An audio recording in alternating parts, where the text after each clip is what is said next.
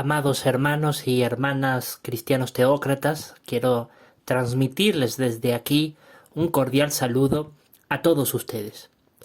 En esta ocasión he considerado necesario poder publicar este vídeo como parte del alimento espiritual que venimos considerando cada semana en nuestras reuniones, y he decidido grabar este vídeo para que quede constancia de lo que aquí se va a transmitir, porque es necesario volver a revisarlo cada cierto tiempo y de esta manera incluso compartir el mensaje que aquí estamos transmitiendo con aquellos testigos de Jehová que deseen conocer más sobre nuestras creencias cuando les predicamos las verdades bíblicas de nuestro credo, y de esta manera poder usar nuestros vídeos para aclarar nuestras creencias bíblicas. Y en esta ocasión quiero hacer una reflexión sobre la doctrina número 119, que forma parte del credo de Teocracia Triunfante, y que dice lo siguiente: cuando comenzó la parusia en 1914 de nuestra era, la agrupación religiosa conocida hoy como Testigos de Jehová fue escogida como pueblo de Dios, y en 1925 su liderazgo fue identificado como esclavo nombrado. Bueno, nosotros sabemos que durante muchas décadas los Testigos de Jehová han enseñado que su esclavo nombrado fue escogido supuestamente en el año 1919. Argumentan que fue a partir de ese año cuando el liderazgo de su agrupación religiosa comenzó a organizarse y a emprender una mayor actividad en producción de literatura bíblica, a organizar asambleas, etc. Sin embargo, como ya hemos analizado en vídeos en este canal Adoración en Familia, hemos demostrado que la evidencia histórica demuestra que lo que ocurrió dentro de los Testigos de Jehová en Estados Unidos, específicamente entre los años 1918, 1919, inclusive hasta 1921, fueron efectivamente acontecimientos que probaron que poco a poco ese liderazgo se fue organizando para emprender mayor actividad una vez que salieron de la cárcel Rutherford y sus colaboradores. Sin embargo, eso no evidenciaba que en esos años, y especialmente en 1919, aquel esclavo fuera nombrado en esta facultad, puesto que todavía no estaban brindando alimento espiritual que tuviera la aprobación de Dios según las Escrituras, según la Biblia. Y eso está evidenciado porque desde 1918, 1919, seguían muy pendientes de fechas determinadas sobre expectativas que ellos tenían de que iban a ocurrir acontecimientos como la resurrección de los muertos, el fin del sistema de cosas, la venida del reino, su recompensa celestial, etc. Evidentemente, es contrario a la Escritura el vivir una fe cristiana completamente supeditada a la expectativa de una fecha determinada. Jesús dejó muy claro que cuando Él venga por segunda vez a juzgar a las naciones y luego a traer el reino, es un acontecimiento que ninguno de nosotros sabemos cuándo va a llegar. Podemos deducir, pero Jesús fue claro: cuando ustedes menos se lo piensen, llegará. Por lo tanto, es evidente que no es conforme a la enseñanza de Jesús el vivir una fe cristiana únicamente supeditada a la expectativa de acontecimientos que esperamos que ocurran en una fecha determinada.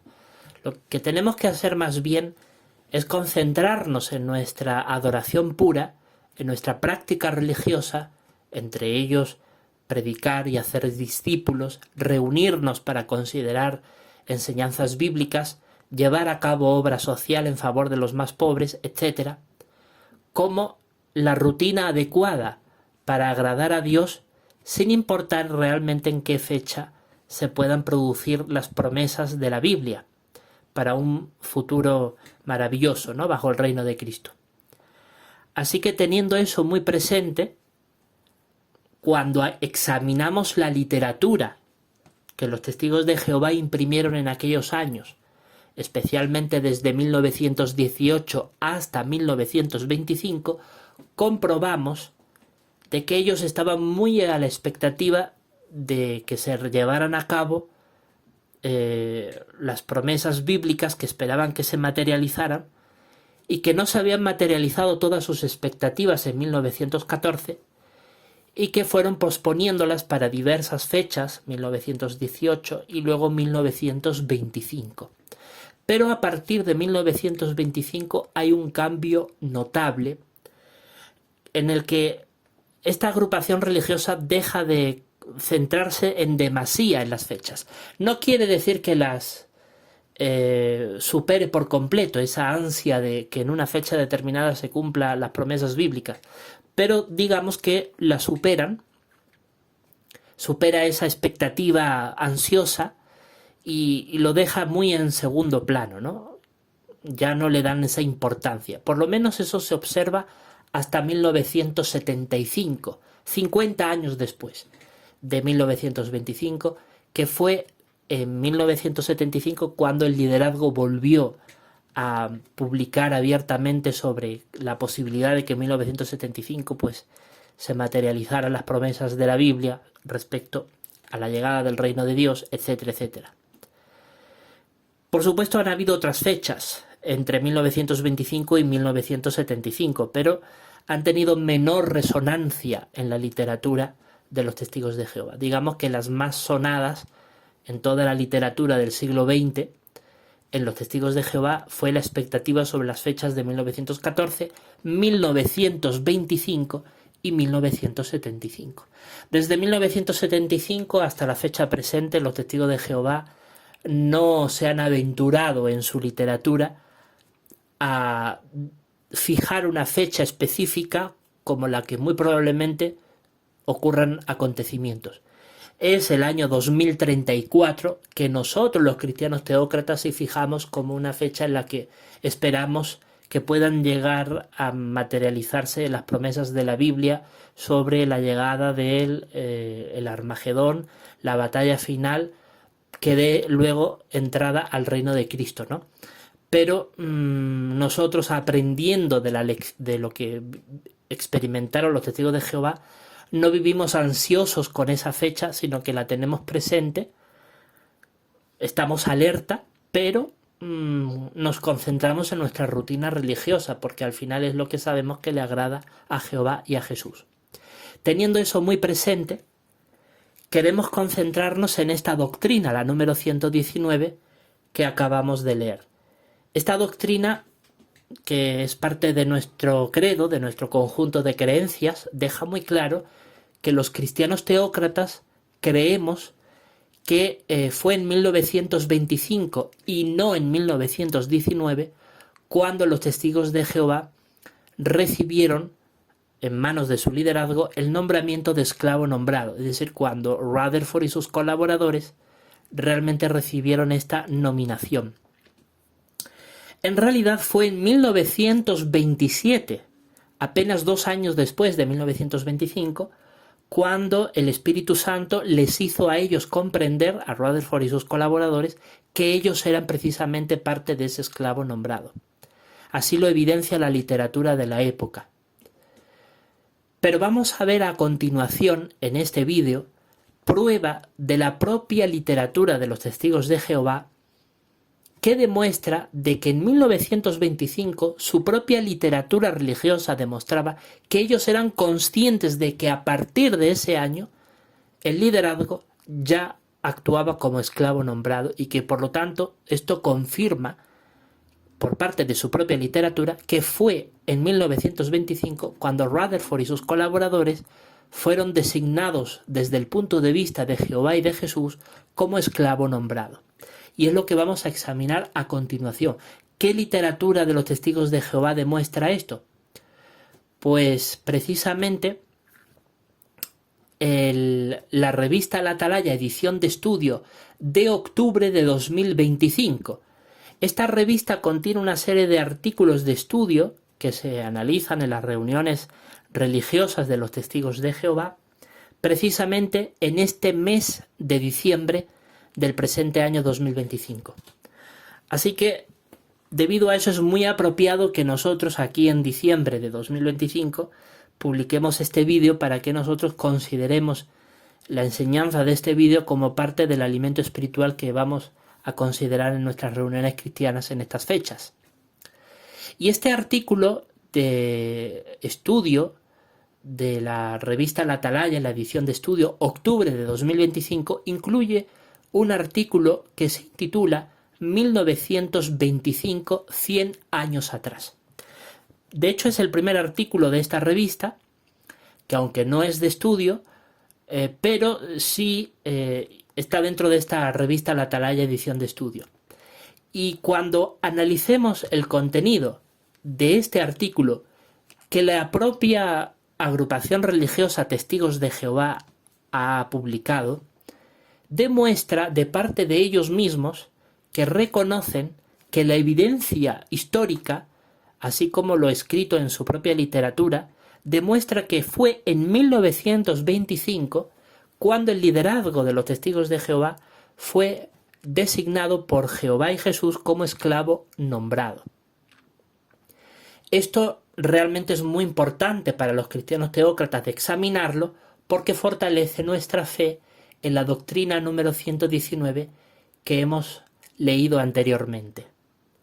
Esta fortaleza que tenemos en nuestra doctrina, que está basada en la Biblia y en la evidencia histórica, nos sirve de base fundamental para compartir nuestra fe con los testigos de Jehová cuando les predicamos en sus reuniones cristianas. Todo el mundo sabe que los cristianos teócratas vamos a las reuniones de los testigos de Jehová para que en los momentos adecuados compartimos con aquellos que no son ancianos de congregación o que no ejercen otra labor de responsabilidad dentro de la agrupación religiosa, les compartimos nuestra fe cristiana teócrata con el propósito de estimularlos a convertirse en simpatizantes de nuestra fe cristiana. No en ser miembros, porque para llegar a ser miembros ustedes saben que el esclavo nombrado tiene que hacer una invitación personal, pero sí para llegar a ser simpatizantes. Habiendo dicho esto, vamos a dar lectura párrafo a párrafo sobre este artículo tan interesante que han publicado los Testigos de Jehová y que fortalece nuestra doctrina de que fue en 1925 cuando Rutherford y sus colaboradores, e incluso cualquier otro hermano testigo de Jehová de la sede mundial de aquel tiempo, realmente ocupaba un puesto de gran responsabilidad que permitía trabajando en equipo, la producción de literatura que servía de alimento espiritual. Así que habiendo dicho esto, vamos a darle lectura al primer párrafo que dice: el número del 1 de enero de 1925 de esta revista, La Atalaya, en inglés, dijo lo siguiente: los cristianos han estado esperando con gran expectación este año. Sin embargo, añadió, los cristianos no deberían estar tan profundamente preocupados acerca de lo que pueda ocurrir durante este año que dejen de hacer gozosamente lo que el Señor les ha dicho que hagan. ¿Qué esperaban los estudiantes de la Biblia que ocurriera en 1925? ¿Y cómo se mantuvieron ocupados en la predicación a pesar de que sus expectativas no se cumplieron? Vamos a reflexionar en lo que aquí nos dice este párrafo. Es interesante que la propia revista La Atalaya, del 1 de enero de 1925, edición en inglés, decía que los cristianos de aquella época esperaban con gran expectativa aquel año. Bueno, esa expectativa fue infundada de parte del propio liderazgo de Rutherford y sus colaboradores, porque ellos en sus estudios de la Biblia concluyeron, en base a un texto bíblico, si mal no recuerdo, de Jeremías, en el que se hablaba de que 1925 podía ser una fecha señalada por las Escrituras. Incluso llegaron a decir que había más evidencia bíblica que sustentaba 1925, incluso más que 1914. Pero bueno, el punto está en que ellos esperaban que en aquel año los patriarcas del Antiguo Testamento, por ejemplo Noé, Abraham, el rey David, el profeta Daniel, entre otros, profetas y siervos santos de Jehová de la antigüedad, iban a resucitar y en algún momento se iban a aparecer entre las personas, entre la sociedad, sobre todo estadounidense, y se iban a relacionar con los hermanos testigos de Jehová. En aquel tiempo todavía se les llamaba estudiantes de la Biblia. Y bueno, incluso la organización en ese tiempo construyó la casa de Betzarim, que fue una mansión ubicada en la ciudad de Los Ángeles, estado de California, en los Estados Unidos. Esa casa se compró con los recursos económicos que pertenecían a la Watchtower, la entidad legal usada por los testigos de Jehová en ese tiempo, para comprar esa mansión que serviría, según su pretexto, para alojar a los primeros que fueran a resucitar y tenerlos donde hospedarlos. Algo curioso porque en ningún momento dijeron vamos a hospedarlos en las instalaciones de Betel. No, se ocuparon en comprar Betzarim, una mansión en California, lo cual realmente es sospechoso, ¿no? Pero bueno, nosotros que hemos investigado profundamente la historia de esta agrupación religiosa sabemos que en realidad el interés era para el disfrute de Rutherford. Él tenía problemas en sus pulmones, le afectaba mucho el clima húmedo de Nueva York y los médicos le recomendaron al menos el tiempo que él pudiera pasar en California, donde el clima era más cálido y seco.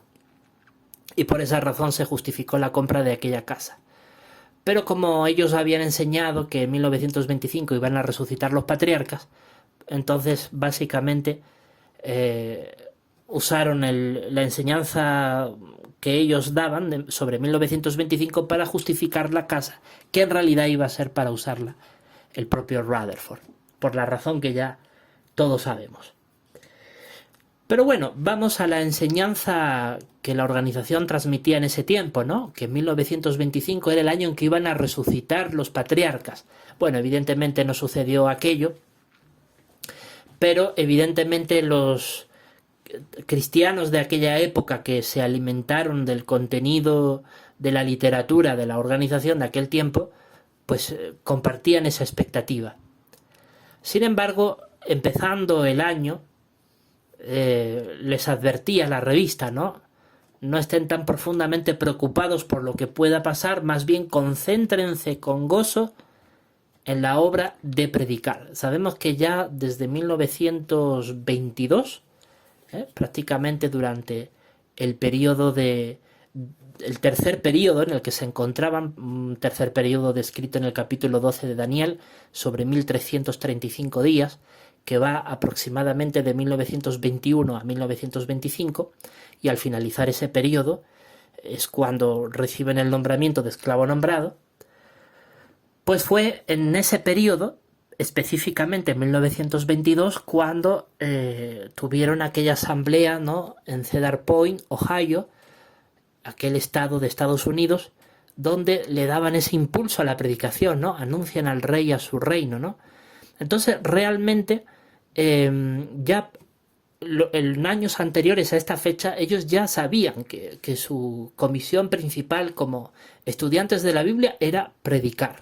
Eso lo tenían ellos muy, muy plenamente conscientes, pero evidentemente seguían más pendientes de la resurrección de los patriarcas en 1925 que de predicar. Entonces ya la propia literatura les advertía de que había que tener cuidado con las expectativas sobredimensionadas. Por eso el primer subtema, el primer título que da pie al siguiente párrafo dice una expectativa que no se cumple. Y ojo a lo que aquí dice. Muchos estudiantes de la Biblia esperaban que en 1925 la tierra se convirtiera en un paraíso y que resucitaran los patriarcas, ¿no? ¿Por qué? Dice, tiempo después el hermano Albert Schroeder, que fue miembro del cuerpo gobernante, explicó. Se pensaba que entonces el resto de seguidores ungidos de Cristo se iría al cielo para ser parte del reino, y que los hombres fieles de la antigüedad, como Abraham, David y otros, serían resucitados como príncipes para encargarse del gobierno de la tierra como parte del reino de Dios. Pero como no se cumplieron sus expectativas, algunos hermanos se llevaron una decepción. Bueno, es evidente, ¿no? Cuando hablamos de un liderazgo que está a las puertas de ser nombrado como un esclavo nombrado, lo que se esperaría es que sean fieles y prudentes. Pero no lo fueron. Se dejaron de llevar por una expectativa demasiado sobredimensionada, con una expectativa demasiado optimista, y llegaron a ser imprudentes afirmando cosas que en realidad no sabían cuándo iba a suceder, ¿no? Lo cierto es que ya ellos habían lanzado esa enseñanza y había mucha expectación, ¿no? Los estudiantes de la Biblia de la época sabían que tenían que predicar, pero estaban más a la expectativa de que en algún momento de 1925 se les apareciera a la puerta de su casa Abraham, David, Noé, y bueno, y vieran ese acontecimiento espectacular de la resurrección, ¿no? Y que inclusive los ungidos vivos fueran a acudir al cielo. Bueno, en ese tiempo la inmensa mayoría de los estudiantes de la Biblia creían ser ungidos. Así que había una expectativa de que por algún momento iban a recibir a los que fueran a resucitar, y por otro lado pensaban que se iban a ir al cielo en aquel año.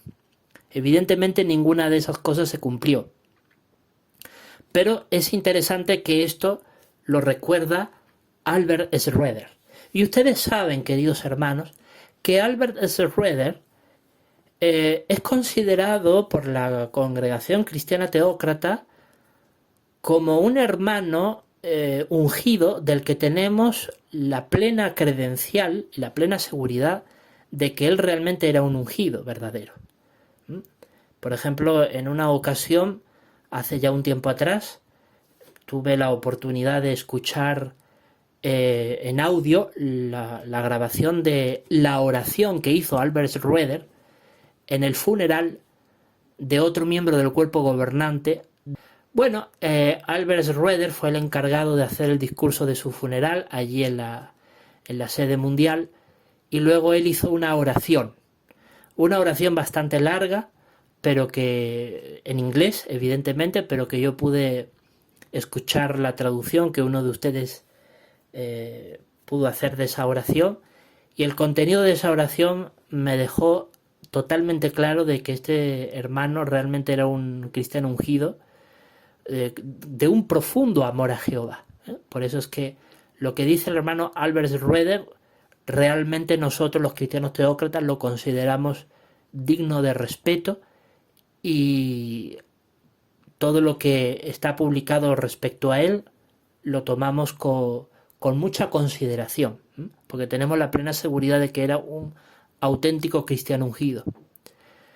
Bueno, pues él explica, ¿no?, que esa era la expectativa en torno a 1925, pero evidentemente pasó aquel año y nada de lo que ellos esperaban se cumplió. Así que, ¿cuál fue luego su reacción, la reacción de los estudiantes de la Biblia de aquella época? ¿Y qué fue lo que luego se probó que realmente en ese año su liderazgo fue denominado esclavo nombrado? Bueno, sigue diciendo el artículo, a pesar de esa decepción, la mayoría de los estudiantes de la Biblia se mantuvieron muy activos en la predicación y poco a poco fueron entendiendo que la labor más importante que debían hacer era dar testimonio acerca de Jehová. Veamos, por ejemplo, cómo usaron la radio para llevar la verdad a lugares lejanos. Lo que dice este párrafo es fundamental, porque el hecho de que la mayoría de los estudiantes de la Biblia, sintiéndose decepcionados de no ver la resurrección de los patriarcas, de no obtener en ese año la esperanza celestial hecha una realidad. Aún así, ellos no aminoraron el paso, continuaron muy activos en la obra de predicar, que fue la que Jesús nos pidió hacer poco antes de irse él al cielo. En Mateo 28, 19 y 20, estando él en Galilea, ¿no?, a poco de subir al cielo, él dijo: vayan y hagan discípulos sobre gente de todas las naciones. Entonces, esa es la tarea más importante que los cristianos teócratas tenemos que llevar a cabo. Y los estudiantes de la Biblia eran muy conscientes de ello. Y de hecho, a pesar de que en ese año estaban muy expectantes de lo que esperaban, y aún así no sucedió, eso no les impidió continuar muy activos en la obra de predicar. Y luego ellos comprendieron, que esto es lo que demuestra que en ese año ellos fueron nombrados como esclavos, el liderazgo. Ellos entendieron que la labor más importante que debían hacer era dar testimonio acerca de Jehová. Así que ellos comprendieron que la labor más importante era predicar, dar testimonio, porque solo cuando tú das testimonio de la palabra de Dios es cuando puedes hacer discípulos. Así que ellos comprendieron que lo más importante ya no eran las fechas o en qué momento iba a llegar la resurrección de los patriarcas o se iba a hacer realidad su recompensa celestial, ¿no? En ese momento ellos comprendieron que lo más importante era dar testimonio de Jehová y de Jesús, llevar la verdad bíblica a los lugares más lejanos de la tierra. Y pensaron que la radio, que era una tecnología bastante novedosa en ese tiempo, era el mejor medio para poder darle impulso a la obra de predicar. Y eso fue lo que sigue diciendo el artículo, ¿no? Aparte del siguiente subtema, dice: más estaciones de radio. Al ver los buenos resultados que se habían tenido en 1924 gracias a la emisora WBBR, los estudiantes de la Biblia construyeron otra estación de radio de largo alcance, pero esta vez cerca de Chicago, Illinois, y la llamaron World. Ralph Leffler, un ingeniero de radio que trabajó en la construcción de la estación, dijo: en las frías noches de invierno había gente escuchando la emisora hasta en lugares muy distantes. Por ejemplo, una familia que vivía a más de 5.000 kilómetros en Pilot Station, Alaska, logró sincronizar una de las primeras emisiones. Cuando esta terminó, la familia les escribió una carta a los trabajadores de la estación para darle las gracias por ese programa espiritual tan animador. Entonces vemos realmente cómo ellos, en este pleno periodo de felicidad, porque sabemos que el periodo de felicidad de 1335 días del capítulo 12 de Daniel va aproximadamente desde 1921 hasta 1925, bueno, sabemos que en esos años ellos le dieron un impulso muy decidido a la obra de predicar. Y precisamente ya desde 1924, como dice aquí el párrafo, ya ellos se habían ocupado en erigir torres de radio de largo alcance para poder propagar a la mayor distancia posible el mensaje de predicación. Hay que recordar que en ese tiempo los estudiantes de la Biblia no tenían todavía la expansión mundial que hoy tienen, ¿no? Entonces el hecho de que usaran la radio y que su mensaje se pudiera llegar a escuchar incluso en Alaska, que es el estado de Estados Unidos más septentrional que hay, bueno, realmente era un logro, ¿no?, en ese tiempo. Aquí se habla de la experiencia de una familia que escuchó la predicación de la palabra de Dios viviendo en Alaska y que dieron gracias a los trabajadores mediante una carta que escribieron y mandaron a la sede mundial, dando gracias por el mensaje espiritual que habían escuchado. Entonces, evidentemente, Jehová estaba bendiciendo este tipo de medios para llevar más lejos la obra de predicar.